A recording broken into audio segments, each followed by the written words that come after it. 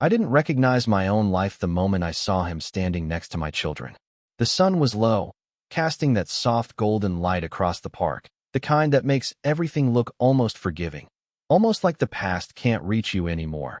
But then I heard my son laugh, a bright, careless sound, and I turned, and there he was, Adrian Russo, standing 6 feet away like he hadn't shattered my world 5 years ago, like he hadn't been the reason I disappeared without a trace. His dark suit too sharp for a place filled with playgrounds and strollers, his presence bending the air around him the way it always did, powerful, controlled, impossible to ignore, and for a second, my heart forgot what it had learned. It stumbled, hesitated, like it was about to remember him the way it used to. But then my daughter's hand tightened around mine, and reality snapped back into place, hard and unforgiving. I felt it in my chest, that old fracture, still there, still unfinished, and I knew he saw them. I knew the exact moment it hit him, because his posture shifted just slightly, his eyes moving from my face to the two small figures beside me, calculating, searching, recognizing, and then freezing in a way I had never seen before, because Adrian Russo never froze, not in boardrooms, not in negotiations, not even in silence. But this was different. This was something he couldn't control, and I hated that part of me that noticed, that remembered the way his eyes used to soften when he looked at me, because those same eyes were now tracing the shape of my son's jaw, the exact angle that mirrored his own, and my daughter's eyes, the same shade of stormy gray that used to watch me like I was the only thing in the world that mattered.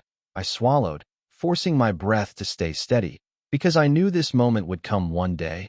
I had prepared for it in 1,000 different ways, imagined every possible version of this encounter, but none of them felt like this. None of them carried the weight of 5 years of silence pressing down on my ribs, making it hard to breathe. And then he took a step forward, just one, but it was enough to send a warning through my entire body. The same instinct that once drew me to him now telling me to keep my distance, to protect what I had built without him. "Lily," he said, my name leaving his mouth like it still belonged there, like it hadn't been buried the night I walked away. And I felt the past try to pull me under, flashes of a room, dim lights, a door I should have never opened, a version of him I thought I knew.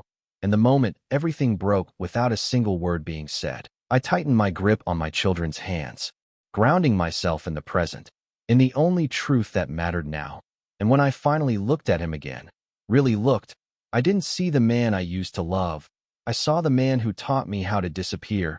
"You don't get to say my name like that," I said quietly, my voice steady in a way that surprised even me, because the woman he knew would have shaken, would have hesitated, but she didn't exist anymore, not after that night, not after everything that followed, and the silence between us, stretched, heavy, unfinished, until my son looked up at him with innocent curiosity and asked, "Mom, who is he?"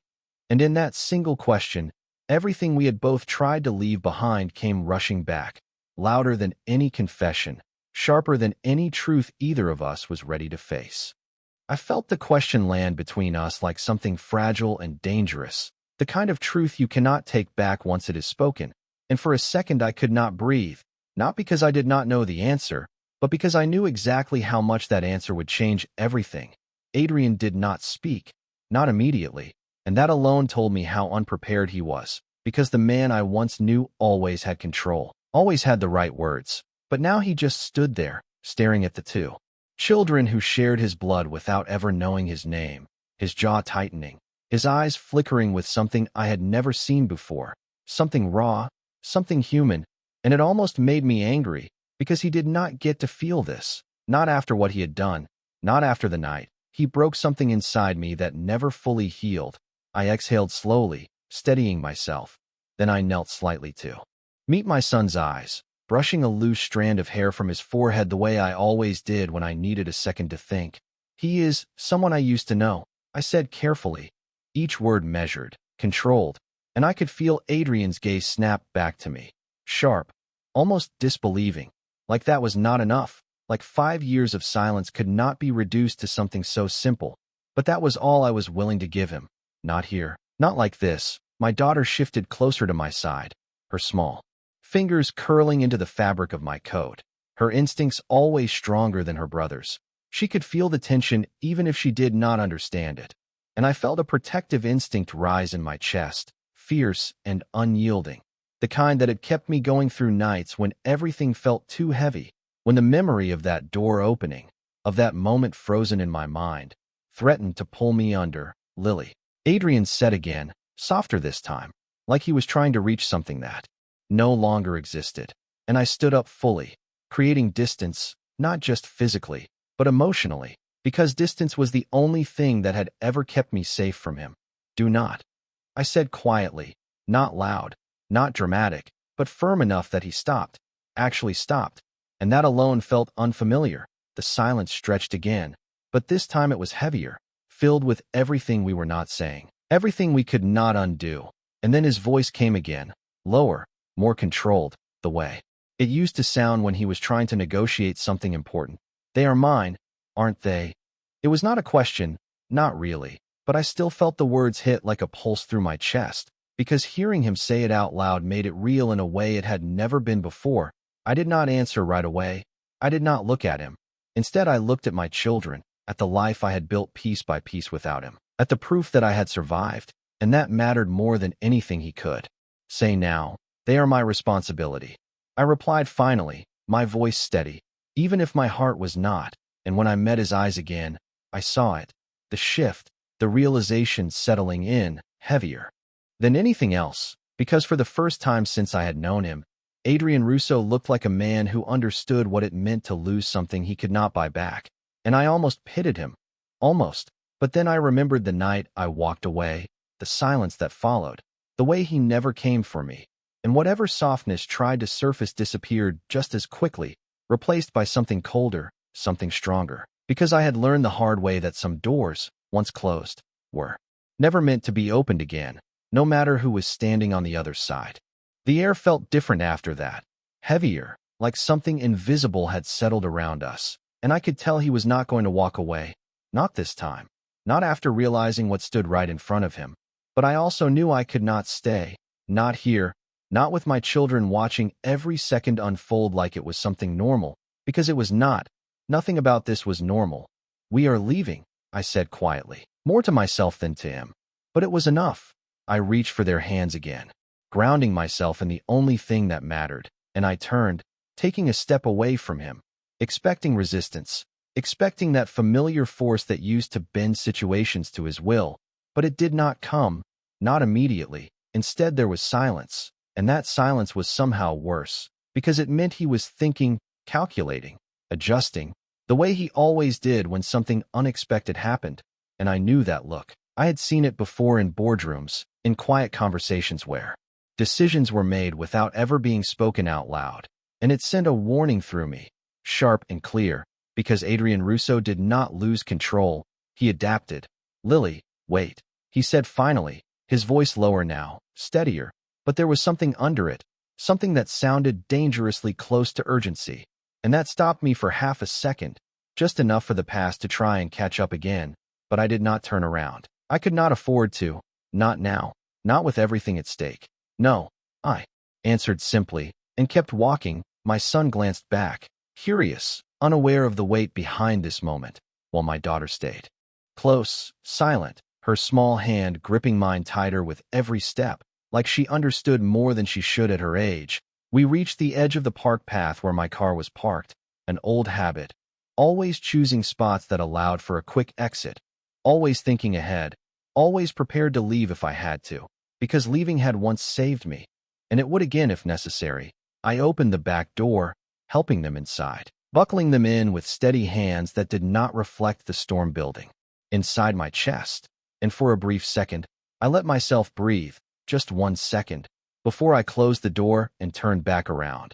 And he was closer now, not too close, not crossing the line I had silently drawn, but close enough that I could see the details I had tried so hard to forget, the faint lines at the corner of his eyes, the tension in his jaw, the way he held himself like he was still in control even when everything said otherwise. You left, he said, not accusing, not loud, just stating it like it was the only fact that mattered. And something inside me tightened, because of all the things he could have said, that was the one that twisted the truth just enough to make it hurt. I let out a slow breath, meeting his gaze fully for the first time since this started. I disappeared. I corrected quietly, and I saw it land, saw the shift in his expression, because there was a difference he was only now beginning to understand. You never came after me, I added, and my voice did not break, not even a little. But something in his eyes did, something subtle but real, like a crack forming in something that had always seemed unbreakable. And for the first time since I saw him again, I wondered if he remembered that night the same way I did, or if he had convinced himself of something easier, something cleaner, because the truth had never been simple, it had never been easy, and it had cost me everything.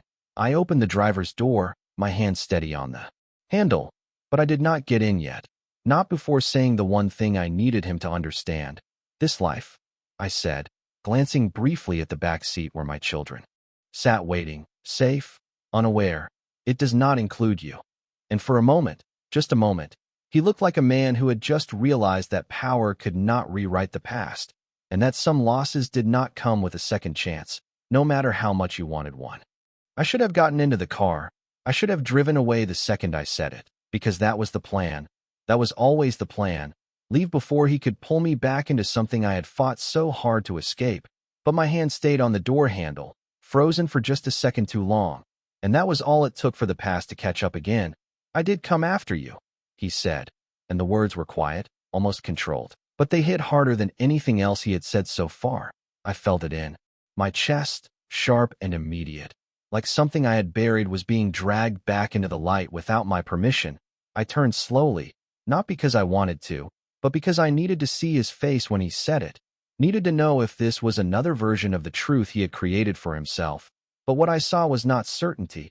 It was something else, something unsettled, like even he did not fully trust his own memory anymore. No, I said, my voice steady but colder now, because that was easier than letting anything else show.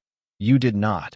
And I watched his jaw tighten, not in anger, but in restraint, like he was choosing his next words carefully, measuring them. I looked for you for months, he continued, his gaze locked on mine, unwavering. You were gone, no records, no trail, nothing. It was like you never existed. And for a second, just a second, something inside me shifted, not enough to break, but enough to feel the weight of what he was saying, because I knew what it took to disappear like that. I knew the cost. I had paid it in full, every dollar, every connection cut, every piece of my old life erased until there was nothing left to find. But that was not the point. It was never the point. You stopped, I replied, and this time there was no hesitation, no softness, just the truth as I had lived it. If you had not, you would have found me.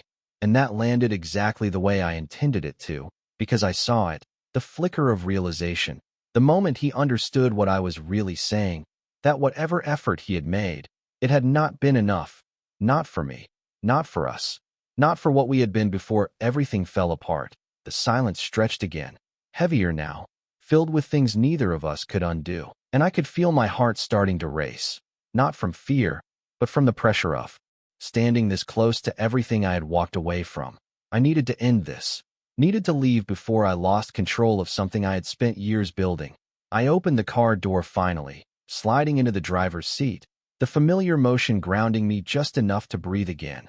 But before I could close it, his hand came to rest against the top of the door, not forceful, not blocking, just there, present. And that alone made my pulse spike, because he had never needed force to be heard.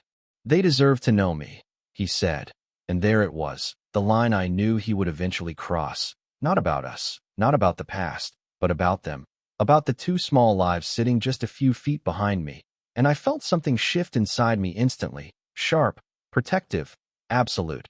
I looked at him then, really looked, and whatever hesitation had been there before was gone, replaced by something stronger, something unmovable. They deserve stability, I answered, my voice calm but unyielding. They deserve a life that is not built on uncertainty. And I let that hang there, because he was smart enough to understand what I meant without me having to say it directly. His world, his power, everything that came with his name, it was not something I would ever allow near my children without reason, without trust, without truth. And right now, he had none of those things. His hand tightened slightly against the door frame. Not enough to stop me. just enough to show that he was not used to being pushed back like this. And for a second, we just looked at each other, two people standing on opposite sides of something that could not be crossed so easily anymore. You do not get to decide that alone, he said finally, his voice low, controlled, but there was an edge to it now, something that told me he was not going to walk away from this, not without a fight. And I felt my grip tighten on the steering wheel, not out of fear, but out of certainty, because I had already made my choice 5 years ago, and I was not about to let him rewrite it now, no matter how much he wanted to believe he could. For a moment, neither of us moved, and I realized this was the part no one prepares you for. Not the leaving, not the breaking, but the moment when the past stands right in front of you and refuses to stay buried. My children shifted in the back seat, my son tapping lightly against the window with quiet curiosity while my daughter watched through the rearview mirror, her eyes moving between us like she was trying to solve something she could not yet understand. And that was enough to snap me back into focus, enough to remind me what actually mattered. I reached for the door, pushing it open just enough to create space between us, a small boundary, but a necessary one. Move your hand, I said calmly, not raising my voice, not needing to, because control was not about volume, it was about certainty, and I had learned that the hard way. His gaze did not leave mine, not even for a second, like he was searching for something he had lost, something he thought he could still find if he looked hard enough. But that was not how this worked anymore.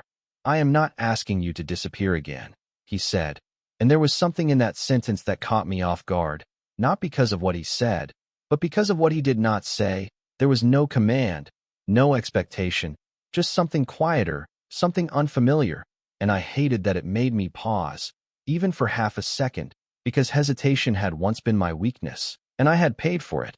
I forced myself to look away, to focus on the dashboard, the keys still in my hand. The simple reality of leaving, because leaving was something I knew how to do. It was something I trusted. Then do not stand in my way, I replied, my voice even, controlled, and when I looked back at him, I saw the shift again, subtle but there, like he was adjusting to a version of me that did not bend the way I used to. His hand dropped from the door slowly, not in defeat, but in recognition, and that alone told me this was not over, not even close. I closed the door fully this time, the sound sealing something between us, something final, at least for now, and I started the engine, the low hum grounding me in a way nothing else could. But before I could put the car in drive, his voice came again, quieter, but somehow stronger because of it. I need to understand what happened that night. And there it was, the one thing I had avoided for 5 years, the one memory I had locked away because touching it meant unraveling everything I had built.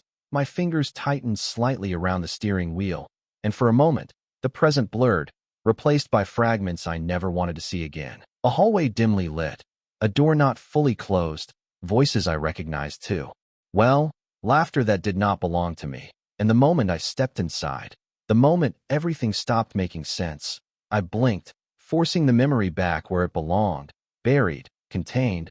There is nothing to understand, I said, and I knew he heard the difference. Not in my words, but in the space between them, because Adrian had always been good at reading what people did not say. And right now, there was a lot I was not saying. Too much. People do not disappear for no reason, he replied, and that almost made me laugh. Not because it was funny, but because of how simple he made it sound. Like reasons were always clean, always logical, like they did not come tangled with betrayal and silence and choices you could never take back.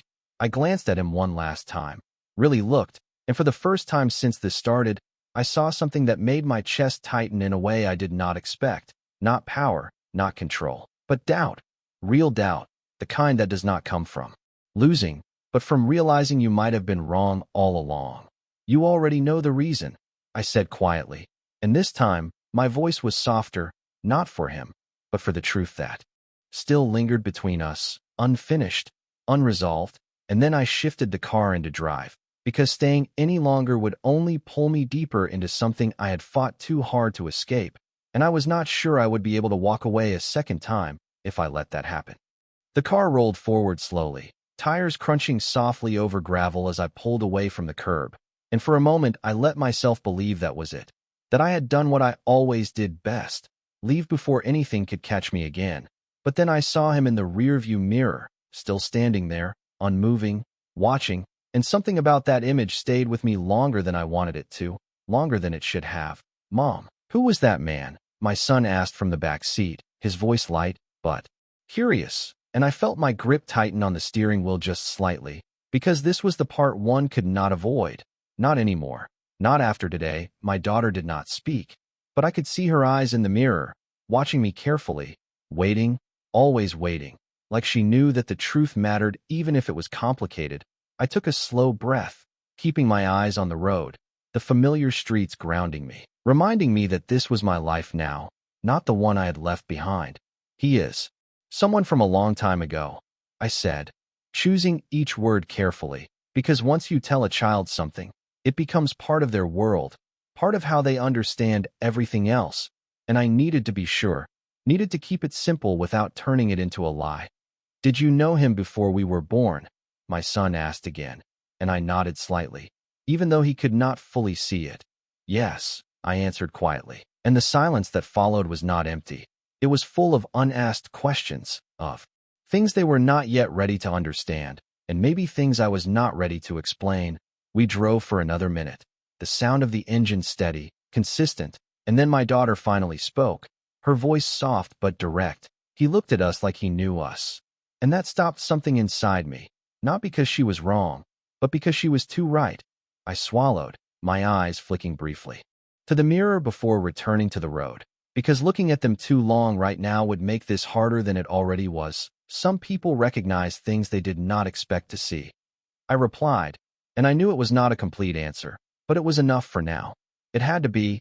We pulled into the driveway of our house, a small place with white siding and a porch that creaked slightly when you stepped on it. Nothing like the world I used to know, nothing like the life Adrian came from, but it was ours, it was stable, it was safe, and that mattered more than anything else. I turned off the engine, the sudden quiet filling the space between us, and for a second, I just sat there, my hand still on the wheel, my heart still catching up to everything that had just happened, because no matter how much I told myself I had moved on, that I had built something new, seeing him again had cracked something open, something I had spent years keeping sealed. I stepped out of the car, moving automatically, opening the back door, helping them out, the routine grounding me again, reminding me that this was real, this was my priority, not the past, not him. "Go wash your hands. I will start dinner," I said, my voice steady as I guided them toward the front door, and they went without question, their trust simple, unconditional, and that alone was enough to anchor me. I closed the door behind us, leaning against it for just a second, letting the quiet settle around me, and that was when I felt it, not outside, not distant, but close, the presence of something unfinished, something that had not stayed where I left it. I pushed away from the door, walking toward the kitchen, forcing myself back into the rhythm of the life I had created, but deep down, I already knew this was not over, because Adrian Russo was not the kind of man who walked away from something that belonged to him, and for the first time in 5 years, I was no longer sure how far I would go to keep him out. I told myself it was over the moment I stepped into the kitchen, the familiar smell of home wrapping around me like something steady, something real, but my hands did not move the way they usually did, not with that quiet confidence I had built over the years. Instead, they hesitated, hovering over the counter like they were waiting for instructions I could not quite give. The sound of running water came from the bathroom, soft, normal, my children laughing over something small, something that had nothing to do with the past, and I held on to that.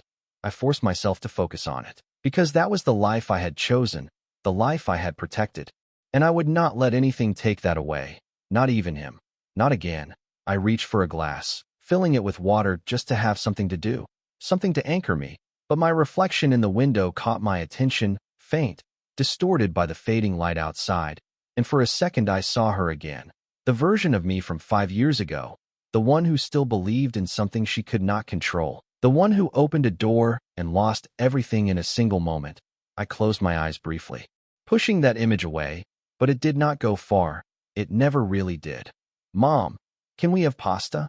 My son's voice called from down the hall, bright, uncomplicated, and I turned toward it immediately, grateful for the interruption, grateful for something simple. "Yes," I answered, my voice steady again, and I moved, Finally, pulling ingredients from the cabinet, starting the motions I knew by heart, because routine was safe. Routine did not ask questions. The front door creaked slightly as the house settled, a familiar sound. But tonight it felt different, like everything was sharper, more aware, and I hated that I was listening for something else, something that did not belong here. I set the pot on the stove, turning the burner on, watching the flame come to life, controlled, contained, and I focused on that, on the idea that some things could be managed if you kept them within limits. But Adrian had never been something I could contain. That was the problem. That had always been the problem. A soft knock echoed through the house, barely there, but unmistakable, and my entire body went still, the sound settling deep in my chest like something inevitable. I did not move right away. I did not breathe right away, because I already knew who it was. There was no one else it could be. My daughter appeared in the hallway, her eyes moving toward the door, then back to me, silent, questioning, and I felt that protective instinct rise again, immediate, unshakable. I forced myself to move, stepping past her, placing a gentle hand on her shoulder as I passed, guiding her back toward the living room. "Stay here," I said softly, and she nodded, trusting me without hesitation, because that was what I had built, trust that did not break, trust that did not disappear overnight. I walked to the door slowly, each step measured, controlled, because whatever waited on the other side was not going to change that. Not anymore. My hand hovered over the handle for a second, just 1 second, before I opened it. And there he was, exactly where I knew he would be, not in a suit this time, not surrounded by anything that made him untouchable, just standing there like a man who had followed something he could not ignore.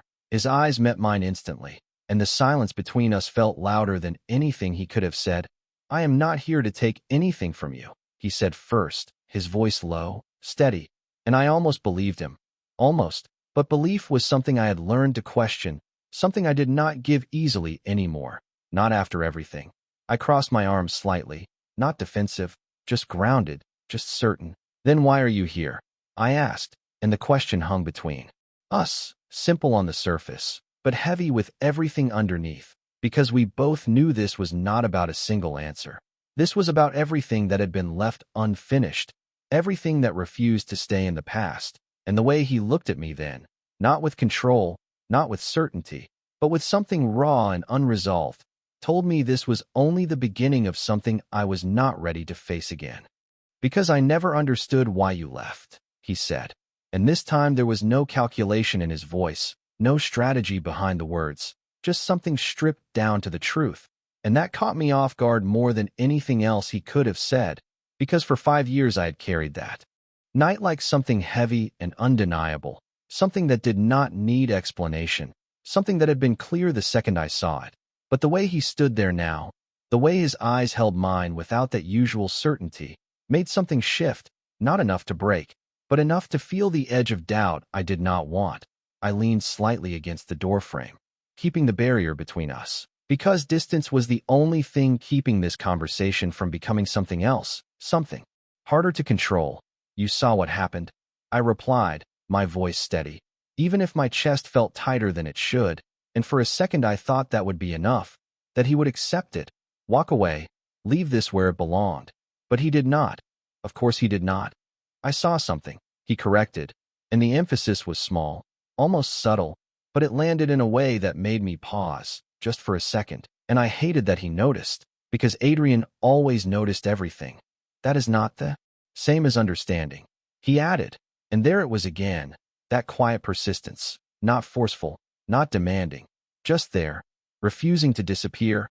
I exhaled slowly, my fingers tightening slightly against my arms, grounding myself, because this was exactly what I had avoided, not the memory itself, but the possibility that it was not as simple as I had believed, and I did not want that. I did not want to reopen something I had already closed.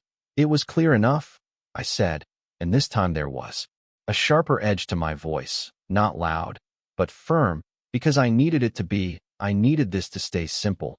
But his gaze did not waver, not even slightly. "Then tell me," he said, his tone steady, controlled, but underneath it there was something else, something that felt dangerously close to desperation. "Tell me exactly what you saw." And that question hit harder than I expected, because it pulled at something specific, something detailed, something I had not allowed myself to revisit in years. And for a moment, just a moment, the present slipped again, replaced by fragments I had buried. The hallway, the quiet that felt wrong, the door not fully closed, the light spilling through just enough to show. Shadows moving inside, voices I recognized without needing to see faces. And then the moment I stepped forward, the moment everything stopped, not because something ended, but because something inside me did. I blinked, forcing the image away, but it did not disappear completely. It lingered at the edges, unfinished, unresolved. I saw enough, I said finally, but my voice was quieter now, not as solid as before. And I knew he heard it, knew he felt the shift even if I tried to hide it, because that was the problem with him. He always knew where to look. Did you? He asked, and it was not an accusation, not even a challenge, just a question, simple and direct, and somehow that made it worse, because questions leave space, and space is where doubt lives. I shook my head slightly, more to clear my thoughts than to answer him, because I could not let this go further, not like this, not with my children just a few rooms away. This does not change anything, I said, pulling myself back, rebuilding the walls I had let slip for just a second, and I saw it then. The way his expression shifted, not in defeat, but in understanding, like he realized this was not a door he could force open, not anymore. And for the first time since he showed up, he took a step back, just one, but it was enough to create space again, enough to remind me that I still had control over this, that I could still decide what stayed and what did not.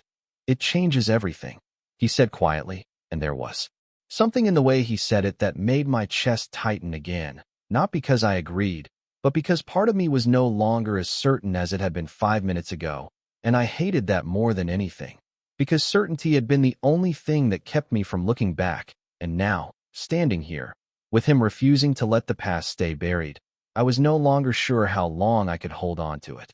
The silence after his words did not feel empty. It felt loud, like something had shifted in a way neither of us could ignore anymore.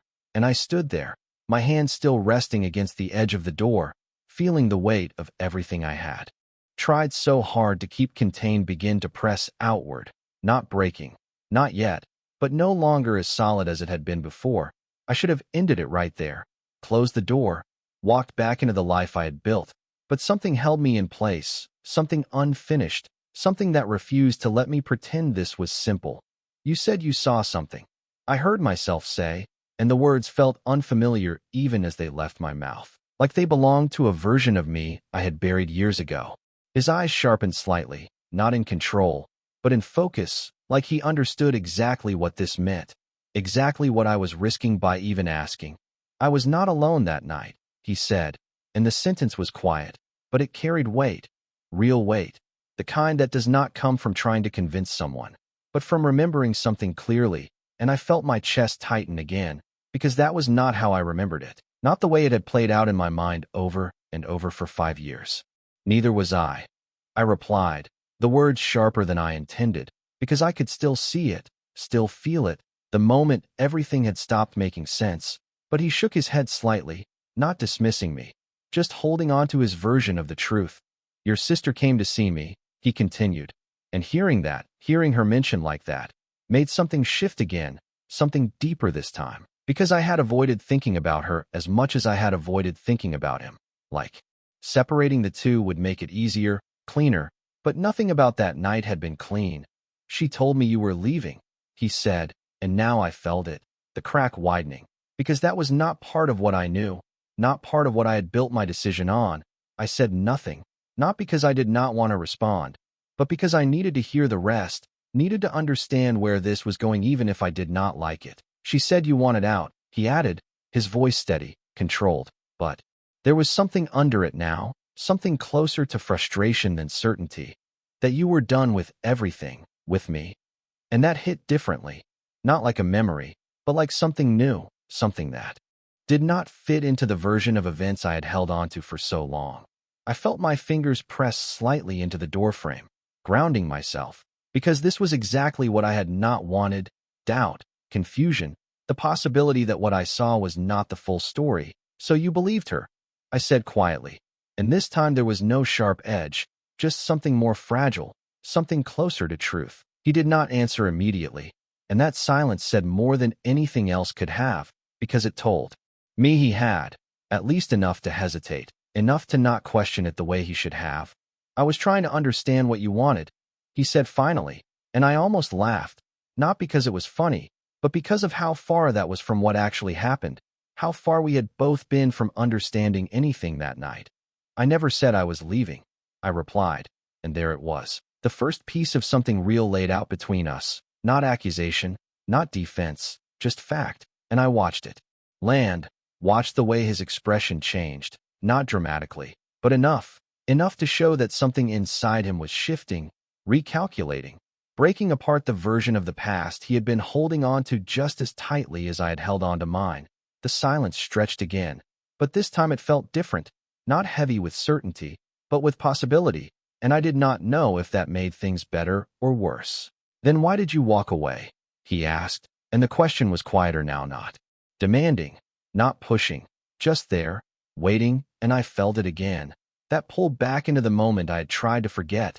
The door, the light, the image that had stayed with me for 5 years. But now, standing here, with his words still echoing between us, I was no longer sure I had seen everything, and that uncertainty settled deep in my chest, unfamiliar, uncomfortable, impossible to ignore. Because for the first time since that night, I was no longer just remembering what happened, I was questioning it, and I did not know where that would lead, only that it was not over, not even close.